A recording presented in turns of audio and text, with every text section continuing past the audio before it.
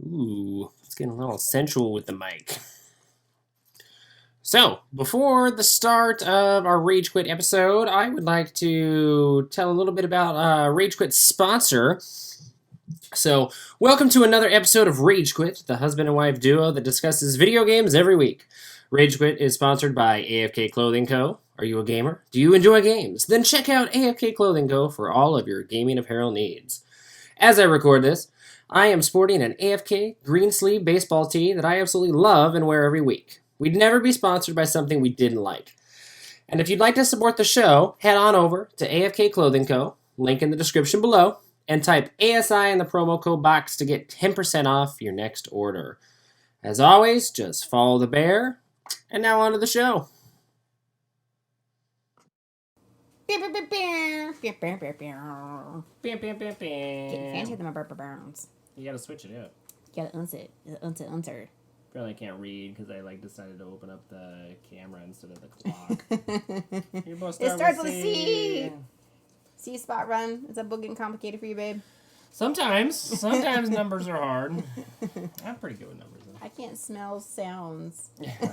I can't taste colors. There you go. Giant iPed. Yeah, you can be. I don't want to be the EP'd corresponder. Ah! Okay.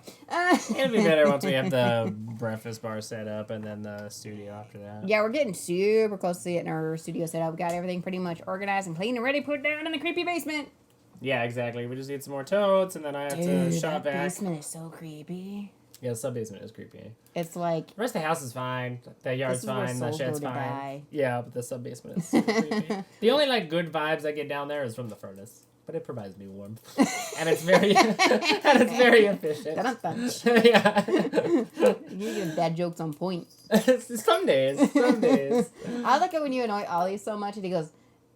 Yeah, he does the deep sigh because dad joked the shit out of him for 6 hours. And he's usually, if it goes that long, he's usually game for it in the beginning, but then by the time 6 hours rolls around and it's nap time for him, he's like, oh my fucking god, I hate this guy. Yeah, which I love being able to annoy a 2-year-old because 2-year-olds are annoying by nature. So well, you just fall asleep with his mom because then I roll my eyes at you.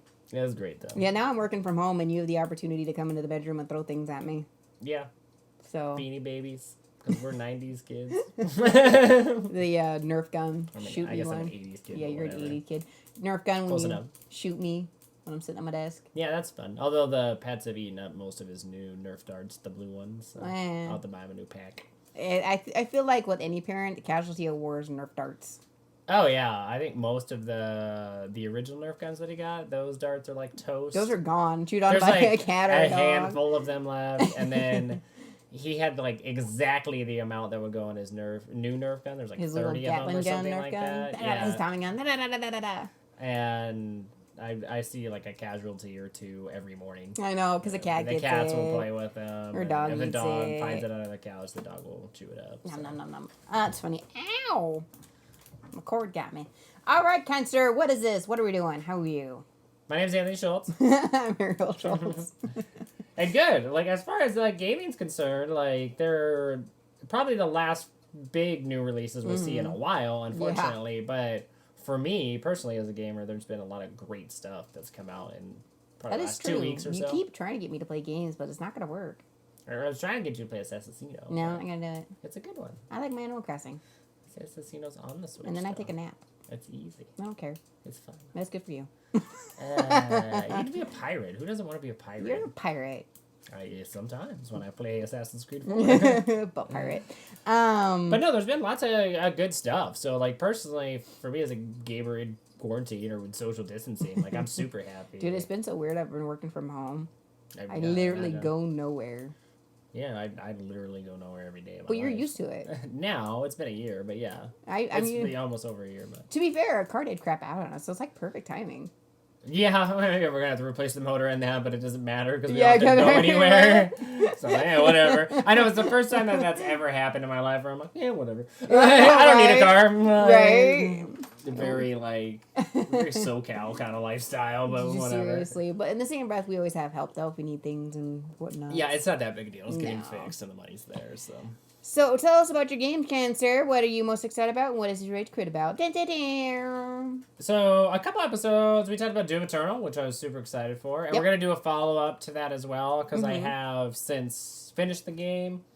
Nearly And platinumed it. yeah, and I'll be doing some multiplayer between now Of and when Ollie we goes shoot. da. Oh yeah, he loves Doom. So that's been super fun. We got the Assassin's Creed bundle. Mhm. Those are older games that I played. Yeah, but they're on the Switch though. That's more of our sister podcast for 64 bits. Yeah, and I'm sure we will talk about it there at some point. Yeah, and we're gonna do a follow Because up. it's actually a really, really good port of It those is. games. That's good. Yeah. Well, and then we were doing a follow up too of Animal Crossing because I've dove deep and knee deep into that. Yeah, and then you've got to experience Some of the an frustrations event and stuff like that. But we'll updates and patches. But yeah, we'll cover more of that in 64 Bits of Rage, along with the Assassin's Creed Rebel Collection is what it's called. yeah. And then, yeah, Fallout 76 just had their huge update, Wastelanders. Which is legit. Yeah, which is pretty much like a whole new, pretty much like mainstream kind of Fallout. Like It Fallout is, yeah. 3, New Vegas, or 4. It's closer to 4, honestly. It is, yeah. It definitely has the more like modern sensibilities of Yeah. 4 than 3 or New Vegas. But as far as that kind of like quest structure and factions, which started in New Vegas, and 4 had it. 4 did, yeah. Yeah. 3, New Vegas and 4 did. 3 didn't. 3 didn't have factions. They had a karma system. Side note, Freya is randomly just humping the air, aka nothing. That's Sorry. legit. It's just random thing I see. So that's been super exciting. But this podcast, or this episode 28 of Rage Quit, we're going to be talking about Final Fantasy VII Remake. Ooh. Which I have been looking forward to for years now. And I'm surprised it even happened. Well, to be fair, we'll start off with the most important... Shit, I wasn't going to get it. Yeah, and so I'm sure people who listen to the podcast have seen, especially if you're fans of Final Fantasy VII and were, eager to play it, Final Fantasy VII Remake, there was worries about physical productions. Because of COVID. Yeah, because of COVID-19. So Square-Enix released, if you pre-ordered through them, they released their physical copies early in some territories, That's like rude. Australia, New Zealand, and Bitches. I think Southeast Asia. That sort of area of the world, though. Australia for sure. Yeah. It hit here in North America on its release date. The 4th. It was the 10th. 10th. Yeah, because it's on my calendar right now. So a lot of my friends and stuff who were like super eager, who had physical copies, like Dropped it. pre-ordered, dropped it, and they purchased the digital copy. Which I feel like y'all missed out on.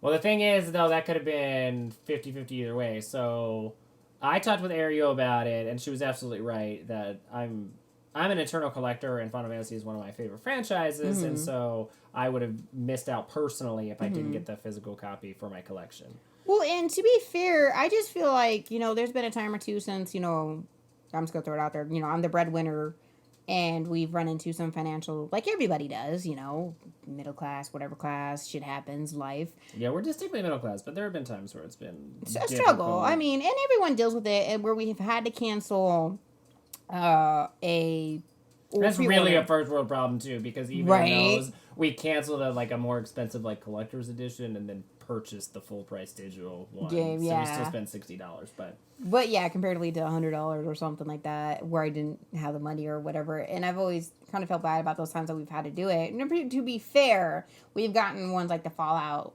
76 fucking power. That one I purchased. That's when I was still working. Yeah, that was on you. Yeah. But which I spent $200 for. Yeah, I know, right? Yeah. And then I've spent more money after the fact for Fallout cosmetics, Fallout First, and I know. the guide.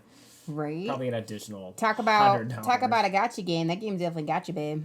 Oh yeah, what they talk about all the time, like whales for games, like MMOs and like mobile games. I'm a total whale for Fallout 76. Because you I throw cash that way all the time, and I don't give a shit. I'm like, I'm throwing them bills, which is hilarious. I'm like, I don't give a shit at all. No, but to circle back though, it's just I felt bad, and I was talking with him, and I know how much he loves Final Fantasy. We talked about it a bunch on this podcast. where it originated from and all that. And then multiple copies of nearly all of them. I have originals, all the hardcover collector strategy guides, like even some like action figures and stuff that have been gifted to me, like a ton of stuff. And Movies, films. You could tell disheartening that he wanted to play it right off the bat, but in my mind, since it's a remake, and it's the only reason I even like suggested is wait to get the physical copy because you're getting so much cool shit.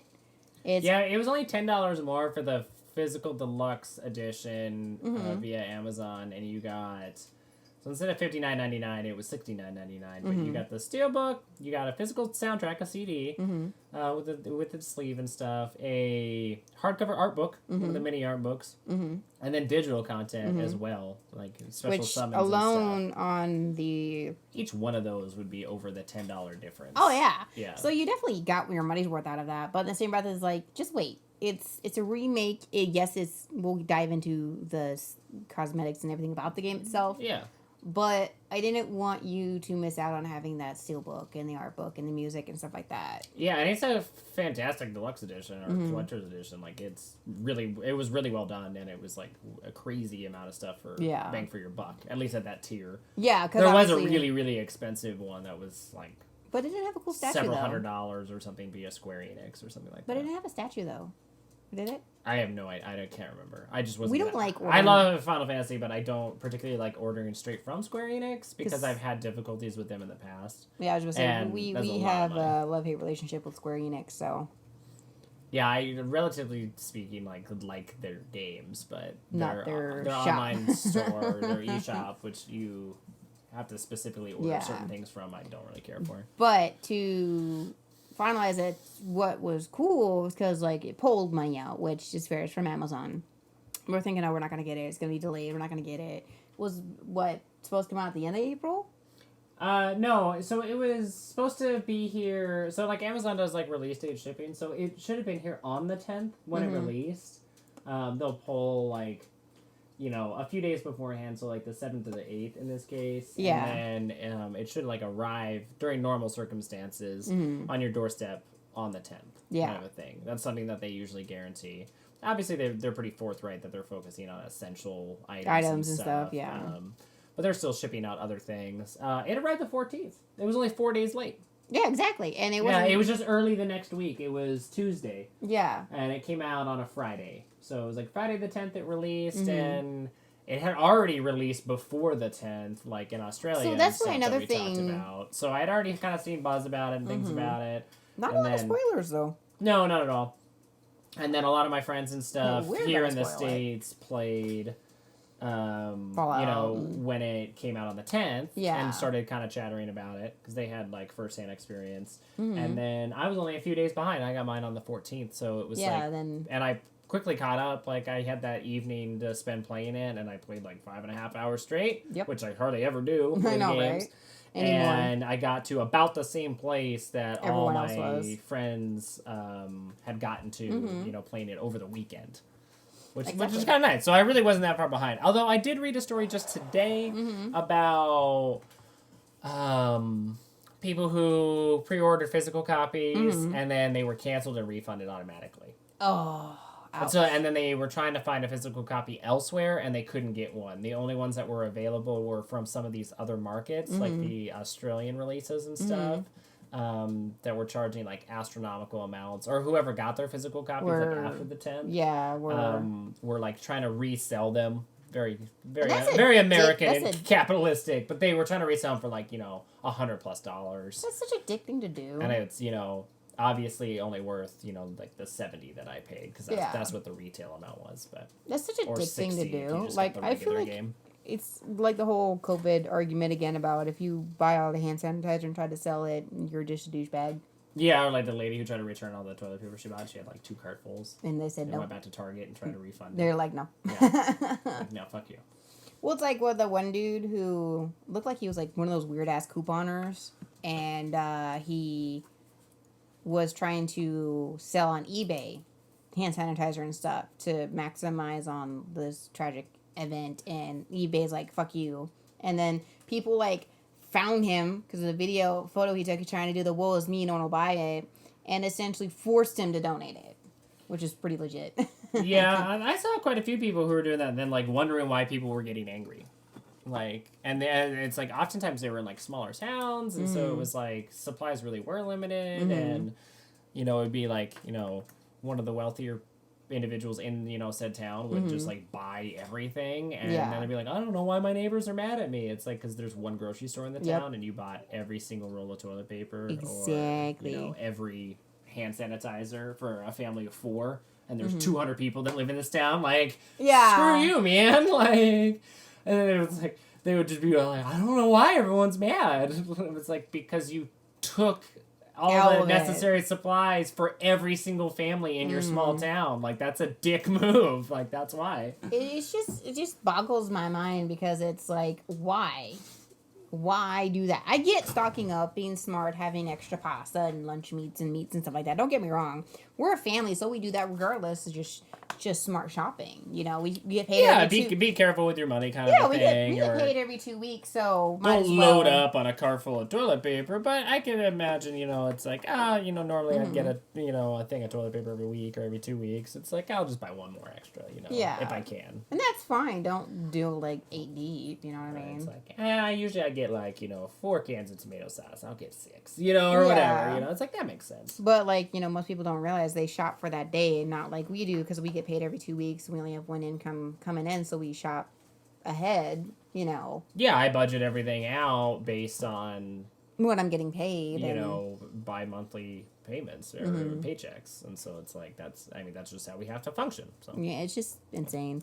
Anyways, back to the topic on hand. Final Fantasy VII Remake. Yeah, which... just kind of in a quick one-liner, it's amazing.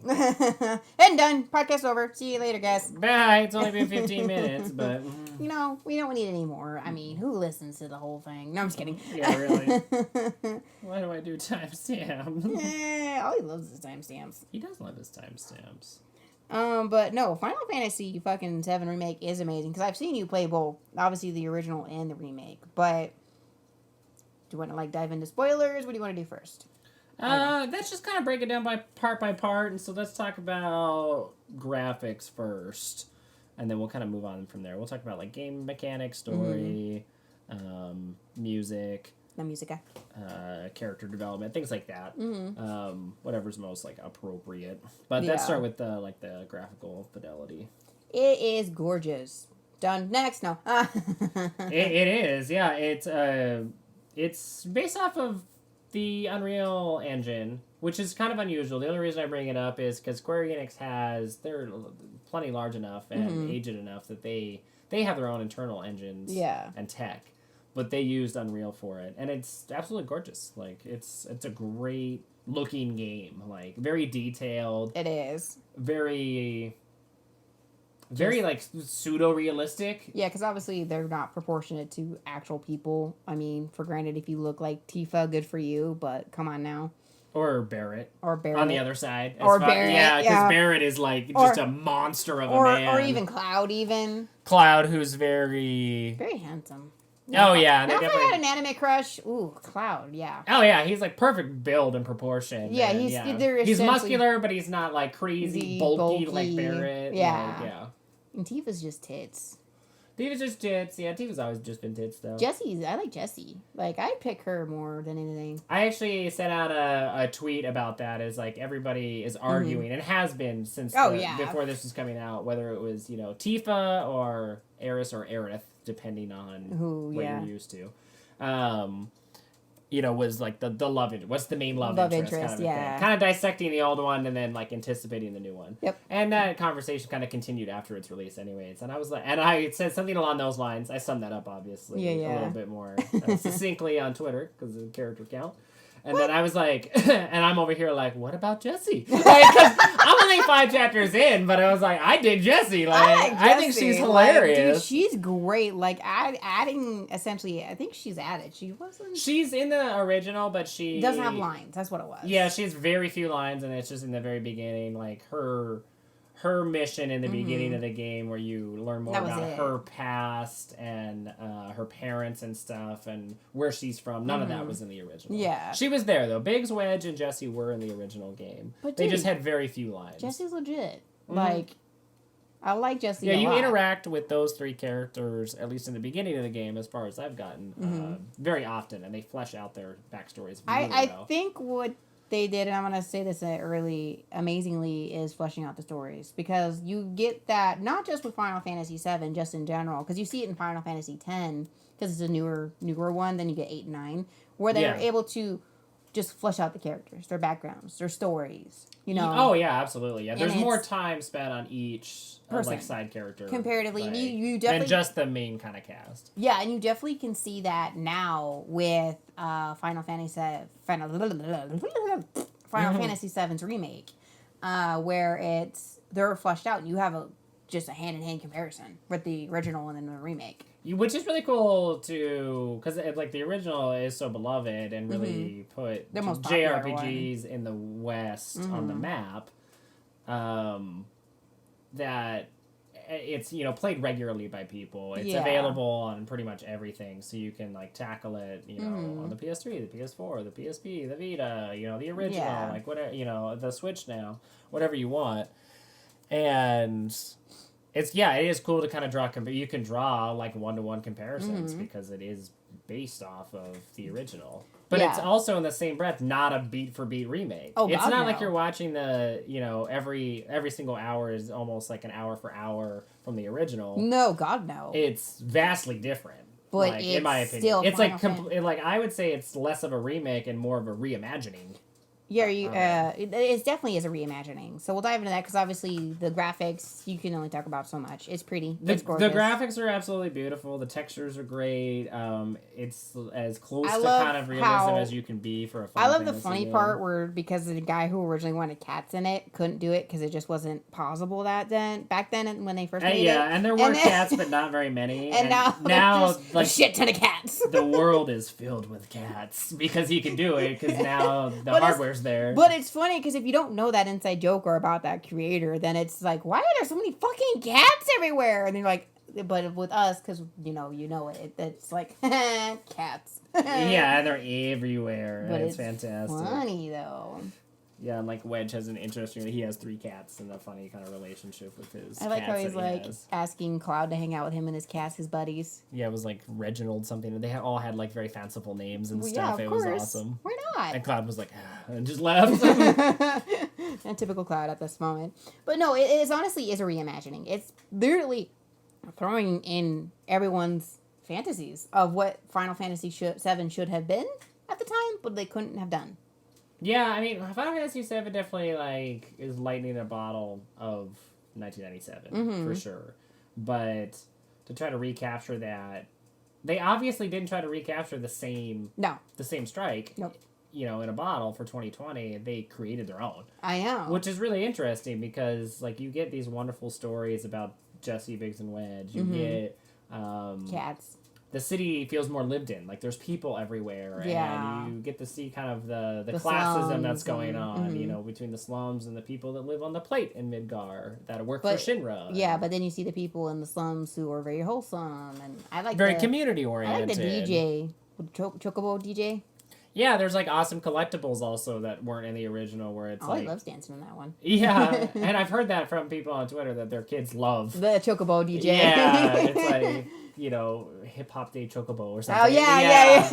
And love that track. And you can, like, as you listen to music in the real world, like coming from a radio or a phonograph or something along those lines, you can collect it. You can usually purchase it from that shop seller. Or if it's a DJ, it gives it to you for free. Yeah, or you can talk to somebody and they'll give it to you. And then next time you hear that track in the real world, it comes up like a song, like on Spotify with the title name. Because now you've discovered it. Mm-hmm. And it's usually like, someone's theme. It'll be like Tifa's theme. And you hear that. Or Barrett's theme. Or, Hip Hop Day Chocobo. Or whatever it is. Yeah, no, it's awesome. Which is cool. Though that's a nice little, like, touch and adds to the music. Well, it's Fidelity. Like, what I've honestly seen, because I've seen you play the beginning and the reimagining of it and all that. Because I've seen you play not too far into Final Fantasy VII because it is a really big game. Yeah, it's like a 40-hour RPG, and it's divided up into parts. Like, this is only part 1, and it's only Midgar, which is actually a fairly short section in the original game. I like how they're fleshing it out to a 40. I do too. Like game. the almost said $40 game, 40-hour game. My brain's not working right. And some people were complaining about that, but I don't think every RPG needs to be Witcher length. Oh God. Or even Fallout length, which I really enjoy. And those are MMOs though. With The Witcher isn't, but Fallout 76 definitely is. Well, yeah, but if you... Some of those RPGs, you know, like Dragon Age and Mass Effect, you can spend hundreds of hours in them, which is really cool. They have their place, absolutely. And but I enjoy quite a Fantasy, few of those though. games. If you wanted to play one of the MMOs or the Final Fantasies that are like that. Final Fantasy VII, the original, wasn't very long. Anyways, no. It was about 40 hours. That's what I mean, though. So, for an RPG, that was standard fare in the 90s and early 2000s. No, exactly. 40 hours was a long game, and it was a decent-sized RPG. It really wasn't much longer. No, and I think people are bitching for no reason, honestly, about that. They need to find something to bitch about, so they're going to bitch about at least and paying the $60 in parts for a 40-hour game, I'm completely content with that, because they're adding so much more content to it. They're adding new characters. They're adding new areas. I think Jesse's a good love interest, but that's just my opinion. Whatever. I think so, too. I don't know how that's going to turn out, because it is such a reimagining rather than a remake. Even though I've played through Final Fantasy VII, the original, several times, I don't know what's going to happen next. I know, right? And that's why I don't think it should really be called a remake necessarily. It should honestly. be Final Fantasy VII Reimagined or Reimagining. It is, because and it's they've changed some story beats and details and the order of events even. So I'm like, I don't honestly know what's going to happen next. It's a whole new story, but it's supposedly just a remake. With Resident Evil 2, it was pretty much a beat for beat almost. Yeah, it looked gorgeous. They updated the mechanics, but they didn't change too much about it. You knew what was going to happen if you had played the original. Yeah, there may be some jump scares added to a little more gore because it is zombies. Yeah, enemy placement and stuff, and that obviously added to the ambiance that they were setting with the remake because of the high, because that game's gorgeous as well. Yeah, high graphical fidelity and things like that, but. It was pretty close beat for beat of the original. It wasn't too far off. There were some things changed, but not a lot. This one is completely different. It is. It does the intro pretty much the same, and then beyond that, it's been different. So does that bother you? I know how Final Fantasy is for you, but does that bother you? That's such a reimagining. No, for me now it's more. And it's kind of what I hope that they did because it's completely different. I'm just taking them as separate experiences. Okay. Obviously, the remake is influenced by the original with characters and setting and some of the story beats. However, it's so different from the original in the same breath that it's they just kind of stand alone. Yeah. I feel like Final Fantasy VII Remake is going to be a pinnacle of this generation. Yeah. For RPGs. Makes just sense. Almost similarly in the same way that Final Fantasy VII was in 1997. Yeah. It was the pinnacle of RPGs at that moment. And it's kind of like this nifty little time capsule that'll hopefully hold up over time. That'd be cool. And so, no, the reimagining actually makes me more invested in it because I'm I don't know what's going to happen. Yeah. There's intrigue there. There's interest. I want to play it more. And I'm actually kind of savoring it because I don't want to, Let's through it. I've had to kind of, curtail my, That's why you've been instinct. diving into 76. Yeah, I've been playing some other games, and then I'll do, a couple hours of Final Fantasy VII. Dude, Ollie just is enamored with he absolutely the loves. cutscenes and stuff like that. It's very stylish, and it's gorgeous, and it looks very... There's a lot of gameplay there. It's not a walking simulation by any means. No. It looks like you're watching a movie, like an anime movie almost. And Ollie loves it, especially when there's explosions. He does the yeah, it's very stylish because it is a JRPG or probably more of a Japanese action role playing game than a traditional RPG. But yeah, it's very cinematographic. So it's pleasing to the eye. It's good to look at even if you're not playing. True. So I want to know, because you haven't dived into it too deep, what's your favorite part so far? Some people have actually complained about this, that Sephiroth, the main antagonist of 7, has kind of shoehorned into the beginning. Me. As if... Honestly, can't tell a difference. Because that is, in the original, Cloud and Sephiroth's relationship is fleshed out a lot later. By the time he goes to with his party to Nibelheim, the city that he grew up in with Tifa. That's really when they dive into like the relationship between Cloud and Sephiroth, and you see Sephiroth and like what happened. And, it starts to get into the nitty gritty. Final Fantasy VII Remake shows Sephiroth fairly quickly, and they straddle a good line between like reality and like surrealism, where you can't quite tell if it's like a flashback or if he's actually seeing Sephiroth. That they have some sort of connection that might be fleshed out, either probably not in this one, I would imagine. I don't know for sure, but maybe in later episodes. But for me, I was excited to see Sephiroth. I thought it was really cool. So the funny thing, my favorite part so far, because I've honestly watched you play almost 90% of the game so far. There's a couple times, I played. Yeah. Honestly, everyone knows I'm not much of a player in a sense of the word. I do play my own, but I like to watch you play games. Honestly, my favorite is just Jessie in general. Like, I am gonna beat a dead horse right now. Like, she is awesome. She's great. I love Jessie. It's fucking hilarious. She's well-rounded as a character. I love her just hitting on Cloud. Is hilarious. Like, just nonstop. Just fucking just beat. Just, oh, yeah, And they have a really kind of, like, sentimental moment, like, together that's, like, more private. Yeah. And she's, like, more, like, forthcoming with her backstory and stuff, and then she leaves for a little bit.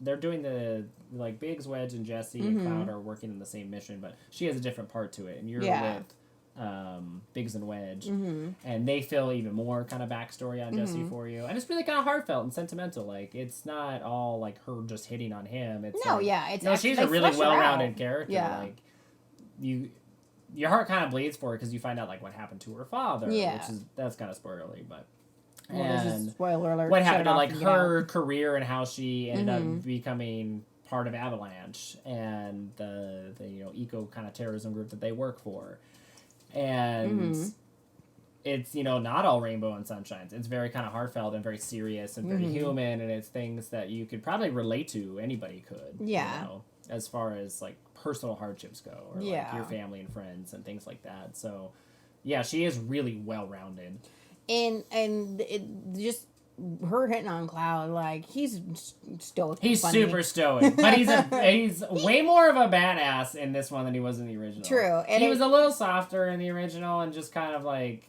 me, especially playing through the whole thing and like what you find out about Cloud, like he's just kind of fucked up, and you kind of see that more, like, after you finish that game, like, especially in the beginning if you go back and play it again. Yeah. And this one, he's just a badass. Yeah, He's very stoic, he's just very, military. He's very assured of himself, though. He knows what he can do. He knows that he's very well qualified to pretty much handle anything. Oh, yeah. And, so his kind of stoicism matched with Jessie's more, like, bubbly personality and, like, overt, like, flirtation is really funny. It's just funny to see and then her camaraderie with Biggs and Wedge and Tifa and Barrett and stuff is really cool as well. But it's just funny because you see that interaction with him, too, and it's really well fleshed out as just not an annoying character who's constantly flirting with the main dude. No, because he comes sometimes a little bit. Like, not a whole lot. Within the realm of his character and his personality, he flirts back sometimes. Other times he's just more stoked and doesn't say anything. And ignores it. And he will. But he does indulge every once in a while. Every once in a while. And it's one of my other cute, favorite like little scenes, and it's just a small thing. It's not a cutscene. It's not. You're not really even playing like you're not in a battle or anything. Yeah. Something along those lines. But when you come back from the mission with Jessie and Biggs and Wedge, and you get to learn a lot more about all three of those other characters. She wants Cloud to come back to her place, and so eventually you do. And she talks to you, and you pretty much, like, you kind of agree. You can say flat out no, or you can be like, I'll think about it. To go back. To come back the next evening, which I don't think will happen, just because that's the chapter I'm on. I think something will happen where that's not going to work out. But regardless, you have this conversation with her, and she's very flirtatious and says that, like, all of her friends that she lives with are not going to be home, and that you should come over, and she'll make food for you, kind of a thing. And even Cloud can kind of read between the lines and knows what's going on. Well, she goes back inside of her like domicile, and then you can go back to. I don't know why I used the word domicile. And that's what it was. $15 words in there, asshat. Dude, this beard got me on Twitter the other day. I do it all the time though, because I do it too. He was like, you can't just walk away and go back to like your hotel room and then like sleep for the night, and there's the story continues on. Yada. Or there's like an interaction button with her door again. And so and if you go and do that, like he reaches for the knob and he's like, no, that's not a good idea. And he's kind of like tongue in cheek about it, like, because he knows what's going on. Yeah. But he's like, if you do that interaction with the door, to see if you want to go back in, kind of a thing, or knock. Even he knows, like, not a good idea. Which kind of furthers that he knows the context. He's not oblivious. He knows what's going on. He's aware. He just doesn't indulge. But he was by himself. So only you know as the player. Yeah. And he says that, he like mutters that under his breath. And then you go back to your hotel. Well, it's just... That was a great, like, little detail and nod, and you don't have to do it at all. But I thought it was really funny and cute. Like, it was like, oh, he's not oblivious. He knows what's going on. Yeah, but it's like just little things like that flesh out the characters. Like when you're with Tifa, and then like someone, like one of the cats steals someone's croissant. Yeah, that was one of the side quests. Which the beginning of Final Fantasy VII didn't have a lot of side quests. But we'll get into that in just a sec. Where he's like, he went to go find it, and he's like, this is stupid, frick this, and then left. Yeah. All the cats. Yeah, which is funny, because it's like Cloud is a lot more stoic and just kind of badass, where he's just like irritated all the time. Yep. And obviously so. He's like, he obviously has a goal and like morals and ethics, and he like values friendship and stuff, but he's just so reserved and hasn't had that kind of intimate contact with friends or family. For a while. A long time. Yeah. It's been several years. And so it's kind of all shoved down. And so you get to see it break every once in a while. And then it depends on how it breaks. Like, sometimes it's very sentimental and sweet. And sometimes he actually reaches out when another character needs it most. Yeah. When 90% of the time he's just kind of stoic. With Wedge. With Wedge, he was very like supportive of him because Wedge felt bad about himself, but he did save and protect Cloud. When he didn't need to, and he didn't need to. He's just kind of a mercenary for hire. And then he has a really honest conversation with Tifa and tries to help her because of what other people have said to him.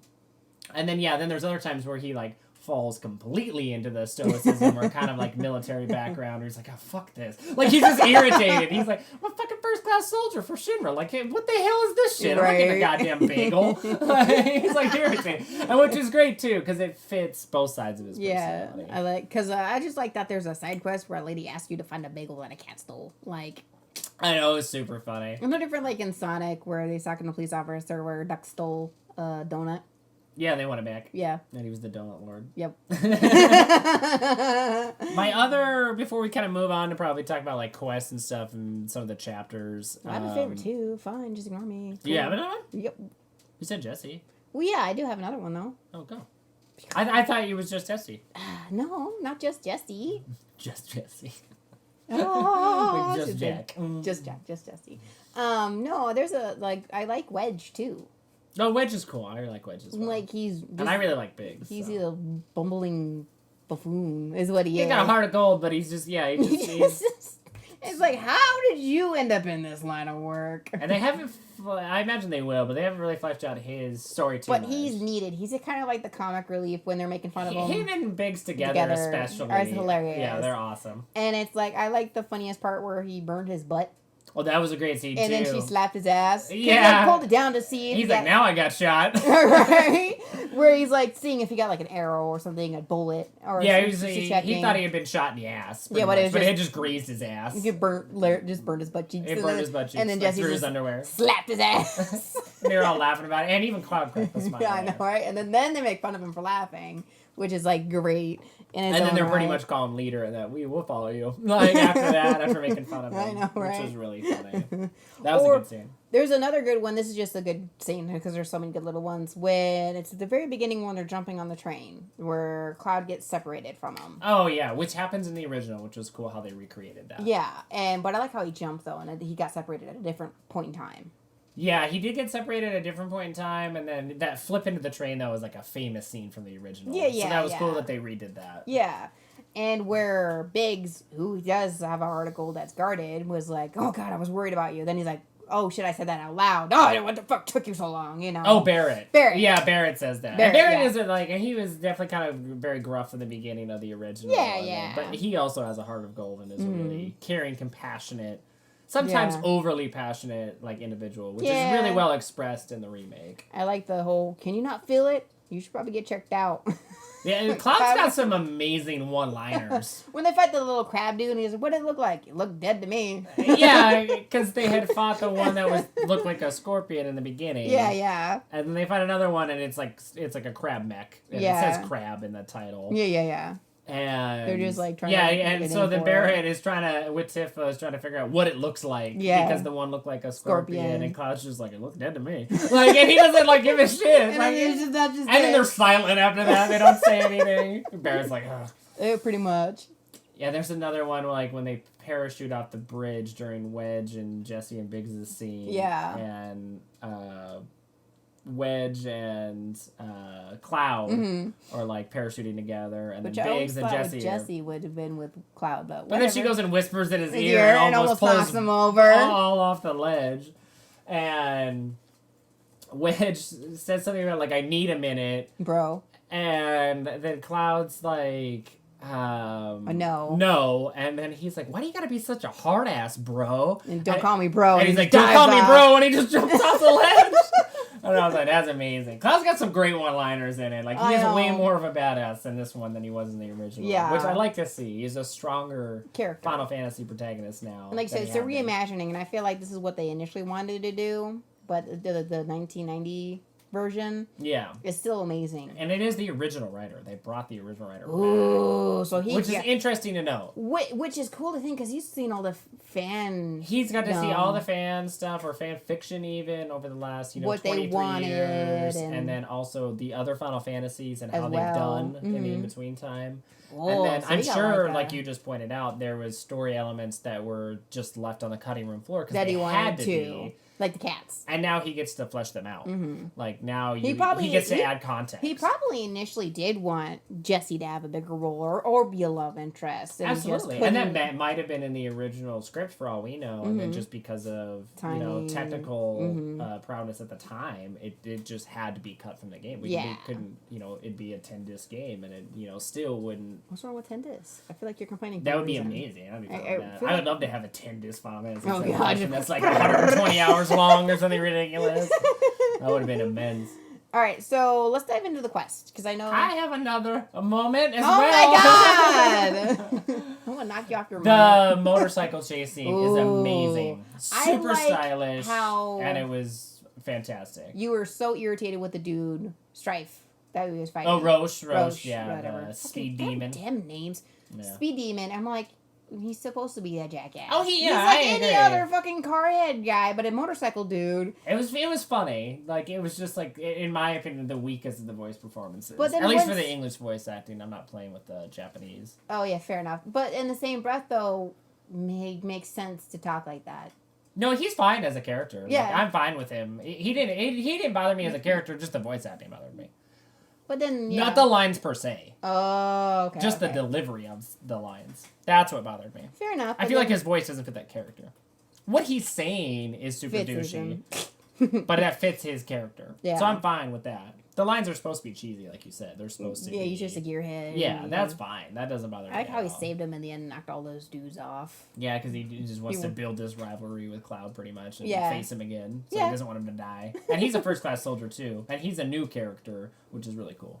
Again, fleshing out characters that the guy probably wanted. I know we're just assuming at this point, but you never know. But there's like an amazing motorcycle. Didn't you get motion sickness with that one? In the original. Oh. And that scene is a lot later. That's almost when you're leaving Midgar. Okay. This is like wholly new and is a part of a chapter that was not even in the original at all. Okay. I don't know if they'll have another one like later on in the game. That'd be cool. Because it is in Midgar still. Yeah. That original scene. But it was super stylish. It was fun to play. There's like... a little bit of metagame kind of play there because there's a trophy attached to it, depending on how much health you have by the time you finish it. Do you get kissed by Jesse or not? Yeah, which is kind of cool. And then Biggs and Wedge are there too on another motorcycle. You didn't get kissed by Jesse. You're lame. No, I didn't. And then call you out right now. they talk to you as you're talking and stuff, and you do crazy like moves and stuff to attack other enemies while you're on it. And like Biggs and Wedge are like, how the hell does he do that? Like, which is really cool. And then there's like a boss battle attached to it as well. It's when you fight Roche for the very first time. And he's introduced, and that was a really it was Good, difficult, but yeah. it was fun. You know, it wasn't over the top. I did die once, and it had to be like reset back. Which is fine. And that, but it didn't bother me at all. It wasn't like I died, 20, 30, 40 times. I just couldn't do it. It was like... oh, I died once. I know what I did wrong. Yeah. And so then I went back, and I did it again. And this is where I'm going to do a stab at Resident Evil 3 Remake. That game fucking... The demo sucked, and it just bodes sadly for the game itself. Not getting good reviews. No, because it fucking... It's the not, longer that it's been. It's not jump scares. It's just fucking zombies eating you, and you can't do shit. You played like 10 minutes of the game. I'm like, turn it off. I'm getting irritated. I'm not even playing. It is not as heavily regarded as Resident Evil 2. And they were two different studios that made those games. It wasn't as if the Resident Evil 2 Remake studio did Resident Evil 3 Remake. Their development times overlapped. So one studio did that, and then another studio did 3.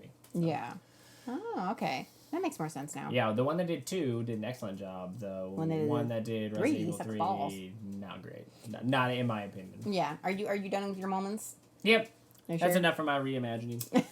All right, let's talk about quests. Quest time! I don't know. So, Final Fantasy VII is divided up into chapters, which is really cool. The original was not. And I'm on the 6th chapter. I've done 5 of them. Okay, I don't know what chapters you're on. That's on you, buddy. There's 18 overall. Some people seem to be doing more quickly than others, but it seems to be between a 32 and 40 hour game.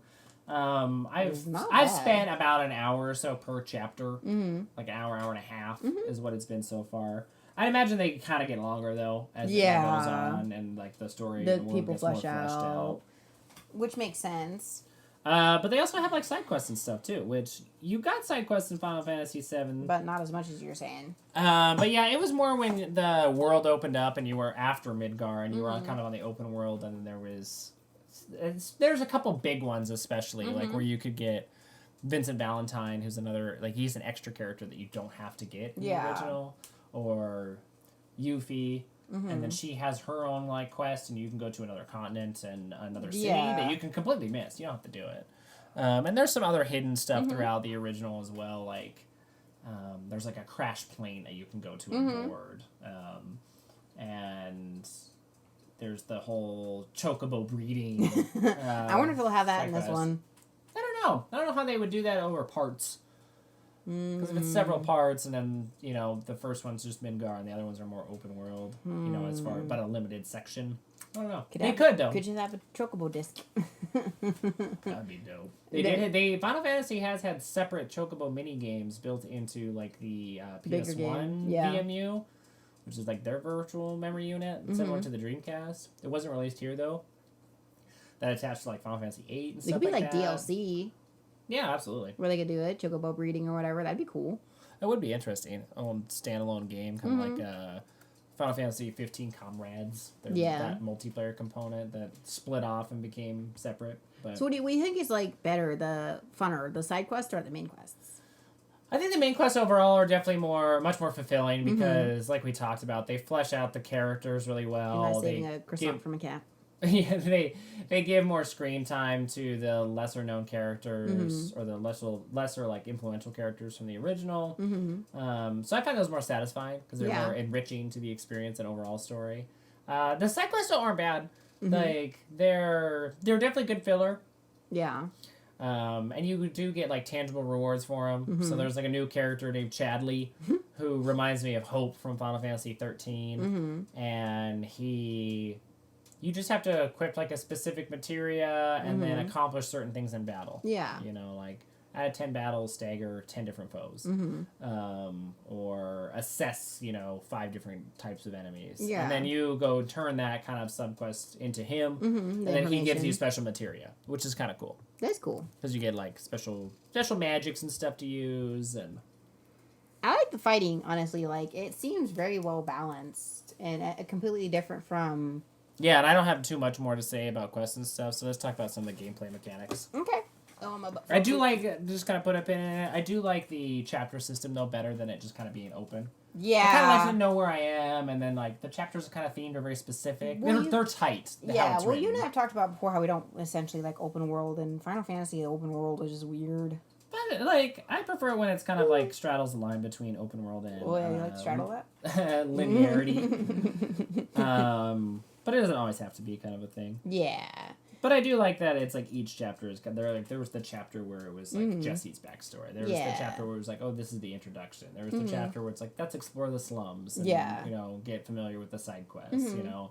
Here's where we go to the next mission kind of a thing. Yeah. As far as like in game what Avalanche is doing. This is that chapter.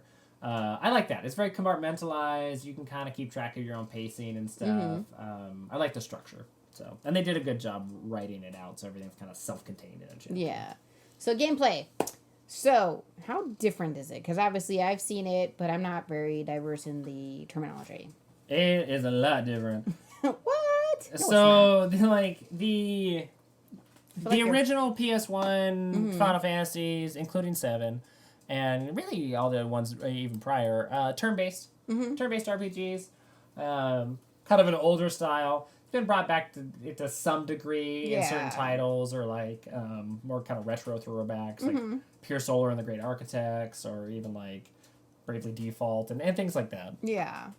I think they have their place. I like that style of RPG even today. I didn't really experience like much fatigue with it. Yeah. I feel like you have more control. I like inventory management. I like getting new equipment and fucking around with it. Finding certain characters, strengths and weaknesses, and using them against different enemy types and stuff, which you can do a lot more adequately with a turn-based kind of style. Yeah. So I was down with that. This is not turn-based really at all. It's an action RPG. Okay. It's more along the lines of like Ys, like the newer Ys games, or Final Fantasy 15. Okay. But you can switch though. A little bit. You can't, like, hard switch over to, like, a classic mode. Okay. So, you have, like, one of the buttons kind of toggles where it slows everything down to, like, a crawl. And you can select between all the characters in your party without changing your party member. Like, so I could be Cloud, but tell Barrett pretty much to do something, and he will do it. Yeah. Or I tell Tifa and Barrett to do something, and they will do it. And in that moment, when you're, like, kind of loosely commanding your other party members as if it were kind of turn-based. Yeah. You're not really going to get hit or like have any kind of issues, or like, you're not trying to like dodge a whole bunch of stuff or attack while you're trying to give commands. And in that sense, it slows it down enough so you can be a little bit more strategic, like a turn-based RPG would be. But it only happens in that moment. Yeah.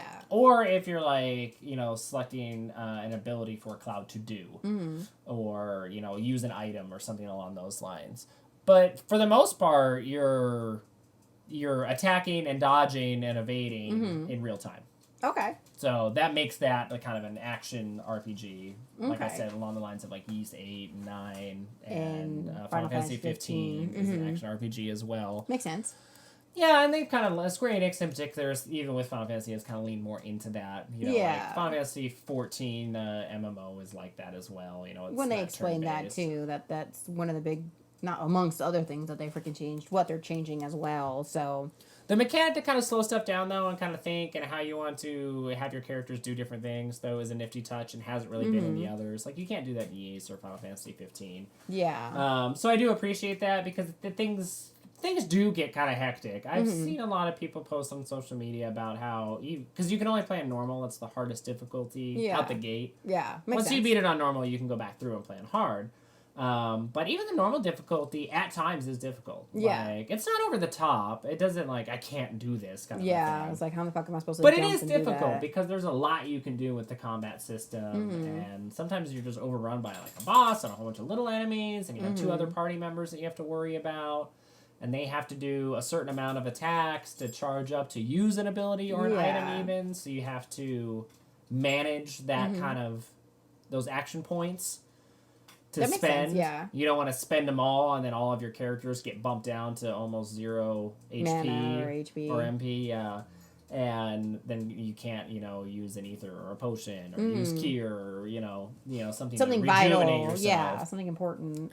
So you kind of have to stagger, like, who do I want to cure right now? Who do I not want to cure right now? Like, things like that, Makes you think on your toes. It does a little bit, but you can be, like I said, a little bit more strategic, because when you get into that ability system, it slows everything down. So it gives you time to breathe and think, so you can finish up a battle.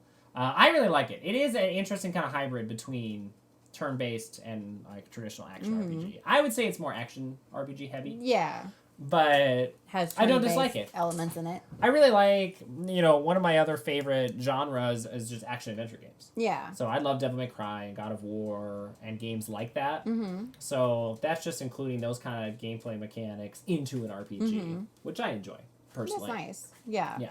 I'm the same way. I'm more like God of War and Devil May Cry. Anyway, very linear, point A to point B. Find your cool secrets. Just keep going. Yeah, and I like those because it's more focused as far as like the level design. You could get really mindless in it. Like you could just get really, You could. It really kind of boils down to how much time you spent with the game and how much time you spent with just kind of that genre and knowing what buttons go to which actions and how to string them together and how to pull off combos or dodge and evade or like block or parry like if you can. Some of them, like with the new Final Fantasy remake, you've got to think a lot in a sense of the word. Yeah, very similar to like God of War and Devil May Cry. But once you have it down, like you said, it can be kind of mindless. Like you're paying more attention to the action that you're seeing. Yeah, you're like, oh shit, here comes this dude to my left. And you're just using muscle memory to do it. Yeah. Because you know the buttons and what they're attached to and what the best kind of course of action is. Exactly. So I have a feeling by the time I finish Final Fantasy VII Remake... What were you doing? You were just playing Doom Eternal and then you tried to double dash when you were playing Fallout? Yeah, because Doom Eternal adds a ton of new gameplay mechanics, and one of which is the double dash, and it has some platforming elements to it, which Doom 2016 didn't have. And yeah, I was playing Fallout 76, which I played in first person, so another first person shooter, and I was trying to double dash. I was trying to get away from some enemies to like heal or switch weapons or something like that, because it is an MMO, so it's always kind of live. Yeah. And I tried to double dash away because I've been playing so much Doom Eternal. Which is hilarious. And I was like, oh, no, can't do that in this game. No. It'd be cool, though. It would be cool. So, with that being said, what are you looking forward to? Personally, I'm just looking forward to see how the story unfolds. I'm super interested because it is all different. A lot. Yeah, I think our longest probably time, like within my timestamp notes, is us talking about Final Fantasy VII Remake being a reimagining. Yeah, all the little oddities and cute little scenes that they have. Yeah, that and favorite moments were a bulk of this podcast, and because it's just so easy to have favorite moments and like the reimagining and just kind of reminiscing about the original one. Oh, that wasn't in the original. Oh, that's so cool. And I think those two topics are tied very intimately together because you don't know what's going to happen next. You think you would because it's a remake. Yeah, but it's not. Yeah, and what's nice is it keeps you on your toes, but it's done well. It's not like, oh, that's shitty. Really gonna have that character? Come on. Yeah, or just, if it was a beat-for-beat remake, but only the Midgar section, which is maybe only a few hours at most. Yeah, and then it was like, $60. I'd be like, wow, that's really disappointing. Yeah, it's a rip-off, But they didn't do that. No. It's a 32 to 40-hour experience, and they're doing it right because it is more of a reimagining than a remake. So I'm just personally excited to see where it's going to go because I don't know. Yeah. It's like, even though I played through the original several times now, yeah. It's, one of my favorite Final Fantasy games of all time. I don't know what's going to happen in the next chapter. I don't know how the Midgar section is going to end. Yeah. It's like I've seen some loose things on like social media and stuff, but I don't know the journey that gets it there. Yeah, either. exactly. And I don't know if it ends up the same way. It's hard to say. So that's what I'm just looking forward to. Just play it more. FYI, if you don't make Jesse your love interest, I'm gonna punch you in the face. You can. I already looked it up. Damn it! I hate you. Ugh! Yeah. I was curious too. I was like, Bastard! can you? You can have that scene with her after the motorcycle chase scene, and that's pretty much it. That's I think the most intimate or close you can get with her, and then afterwards it's bullshit. Tifa and Aerys's bullshit. the main ones. Don't go for Aerys. Aerys is lame. I probably will lean more into Tifa. I think I did when I originally played, anyways. That makes sense. I was always like, Tifa's more of a badass than Aerys. Yeah. I mean, I like Aerys as a character. But to be fair, we don't know how this is going to play out, so we'll see. Aerys actually has had very little screen time. Which she had way more last time. Yeah. And I heard that it amps up and then she gets a ton of playtime later. Yeah. But for right now, 6 hours into the game, 6.5 hours into the game, and 15 minutes. Yeah, it was she's introduced. And that was it. And that's it. Yeah. And they do kind of the flower cutscene or sequence, which is cute. Again, they did that in the original as well, but a little bit later in the game actually. Yeah. At least in the order of events. Mm-hmm. But yeah, I mean, I'll probably, if I can't do Jesse, which I already looked up, I was like, "You're gonna ruin it for me." Ruined it for me too. Because I was like, this better be an option. Nope. Fuckers. Okay, they didn't change it that And I haven't done the Honeybee Inn section yet, which I heard is really Mm. funny. Yeah. Which was really funny in the original. Yeah. But it's supposedly it's a lot different. But it'll be better. Anyway, so I think that's a good stopping pinpoint right now. I mean, obviously you got a bit more to finish, and we'll come back to it. Yeah, we'll do a part 2 to this one, similarly to how we're gonna do a second part to the Doom Eternal spoiler cast and Animal Crossing. Yeah. For 64 bits of rage. So they're big enough games that they warrant 2 parts, and it's good to kind of touch base as we've started it and played several hours of it, and then it's good to come back to after we've finished it or close to it. Close to it. Animal Crossing, I can't finish that game. But Doom Eternal I have finished, and Final Fantasy VII. You're close. I will finish it and start probably a second playthrough immediately. Exactly. So I'll have more information and how I like the ending, or if I didn't like the ending, or if it really was 32 hours or a 40-hour game. Yeah. Or if for me it was 20 hours, or anything can happen. Yeah, exactly. So. All right, with that, Pin and X, any housekeeping? No, not really. I mean, kind of the same things that we've reiterated in the past several podcasts. Merchandise and Patreon for our podcast. We'll hold off for a little bit longer. Yeah, or just kind of indefinitely postponed. We will have eventually at some point. We'll get samples for ourselves, and then y'all can just drool over them. Yeah, exactly. And we can definitely do that where we can float some prototypes and order them and then post them on social media. Yeah. And I can even use them as thumbnails for this podcast. And we can talk about that a little bit more. Maybe there's, some favorites of people that were like, oh, I really like that one. Or like, oh, that one's kind of lame. Like, I wouldn't get that. Then we can kind of finalize just ahead of time. That's really the only thing we can kind of work on. Yep. Otherwise, everything's running just the same. Weekly podcasts. Yeah. So 64 Bits of Rage releases weekly. That's our Nintendo sister podcast. That comes out Friday on podcast services. Everywhere you can get it. FGG is also chugging along. I'm going to try to do a remote podcast with John. I think we'll be... Discord. That'd be cool. Yeah, we'll probably do it. And I have a bot on the ASInquisitor Discord that can record. Yeah. So I will probably do that. And he's got a nice headset and stuff too. So we can record that way. And we might have our other friend Jacob on. We're going to talk about... For surprise. I believe Fire Emblem. But I think I'm going to switch things up and actually grill... and this is kind of like a first, but I'm going to grill John about Half-Life Alyx. So he's been playing that via his VR headset, and I think that would make for a really interesting podcast. And it's a really long-running franchise, and I have the Orange Box, so I can go back to it and kind of brush up on the lore and stuff and play some Half-Life myself. That'd be cool.